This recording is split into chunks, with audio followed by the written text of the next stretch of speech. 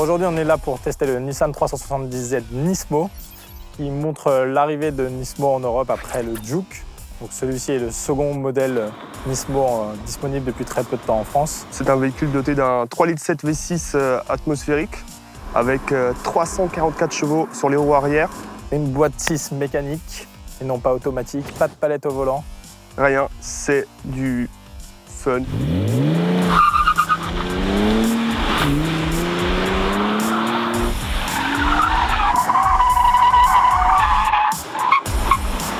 Le Z Nismo n'a que quelques peu de chevaux en plus par rapport au Z classique, mais je trouve qu'on sent quand même cette différence.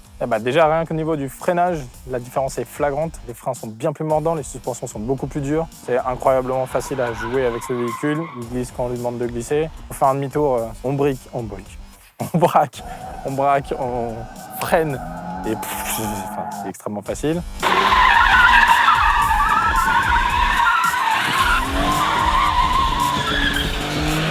Alors, le Z Nismo, c'est pas seulement un petit peu de performance en plus, mais c'est surtout la gueule. Donc, le blanc nacré que Guillaume a du mal à nettoyer. On a rajouté un énorme aileron à l'arrière, des jantes 42 pouces et au moins. C'est une voiture, dès que vous roulez à n'importe quel endroit, que ce soit dans la rue ou dans la rue, parce que bon, en fait, on roule que dans la rue. Enfin, dans la rue, il y a deux très gros aspects qui sont bien dissociable du 370Z classique, on va dire. La lame avant. Francis la lame. La lame permet une garde au sol de 11 cm seulement. Donc, il faut faire très attention avec les dodanes. Par exemple, en ville, c'est... les dodanes, les petites compressions, tout y passe. Ouais. Tout y passe. Un autre détail, la partie arrière du véhicule, avec donc l'énorme aileron qui est quand même assez magnifique et qui vous permet de voir rien. Visibilité quasi inexistante, mais on s'en fout en fait. Après, il y a certains aléas qui sont pas... Pourquoi blanc? Pourquoi aussi blanc nacré comme ça? Elle se salit en 2 minutes, ça va pas. Se salit, oui, et c'est innettoyable. C'est-à-dire que, non mais si à la station de lavage, t'as pas la brosse, il faut vraiment frotter ou avoir un chiffon, avoir 3 amis qui t'aident, sinon ça marche pas. Un détail qui est pour moi très important sur cette voiture, c'est le volant. Le volant avec de l'Alcantara pile poil où il faut. Entre 10h10 et 8h20. 8h23 et 10h13, ce qui évite le dérapage des mains qu'on a souvent sur les voitures et c'est vraiment appréciable. Et si vous n'aimez pas l'Alcantara, vous pouvez conduire comme ça, c'est nickel, parfait.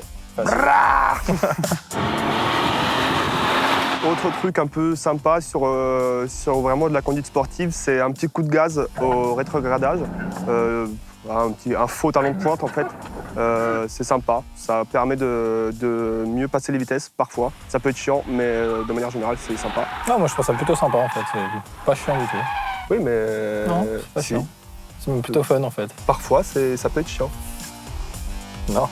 Si. Non. Si. Si.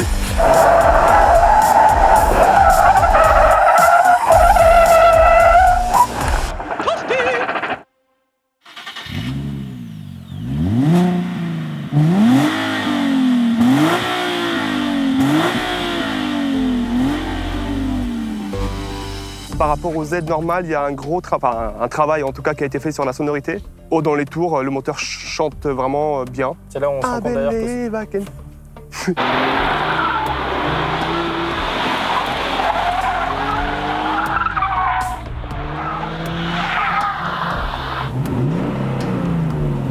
C'est une voiture qui laisse pas indifférente, qu'on soit à l'intérieur ou à l'extérieur. Enfin, on s'y sent bien, elle est bien finie. Les sièges. Le détail qui tue sur les sièges, on a enfin déplacé les commandes de réglage. Sur le côté. Sur le côté. Et ça pas, tombe. Et pas derrière. Pas derrière, là-bas, à 10 mètres derrière. C'est vraiment là. C'est facile d'accès et on règle en profondeur, voilà. Ah, tu sais pas le dire, hein, tu connais pas ce mot. Non. Voilà. Comme ça. Comme ça. Et comme ça. C'est bien. Le détail qui pue sur le Z Nismo, malheureusement, il y en a un petit peu, la lame. La lame qui fragilise beaucoup la conduite. On doit faire vraiment attention au revêtement de la route.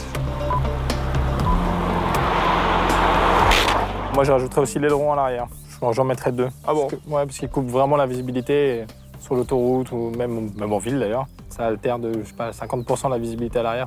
C'est un peu middle, je trouve. Donc, en fin de compte, les attributs Nismo sont plus handicapants qu'autre chose. Les attributs visuels. Le détail qui tue, c'est bien. C'est bien. C'est le petit coup de gaz qu'on retrouvait déjà sur le Z normal, qui permet de mieux passer les rapports. Donc c'est le S-Mode. Si je devais attribuer une meilleure note pour cette voiture, je pense que ça serait au niveau du freinage, qui est vraiment incroyable. Là, vraiment, on sent qu'ils ont vraiment attaqué là-dessus et fait en sorte que ça marche bien. Moi, je pense que je créerais un item, le côté sauvage de la voiture, parce qu'elle est vraiment bestiale. Nissan a compris qu'il fallait faire du Z quelque chose de plus radical et plus amusant, plus fun, encore plus fou.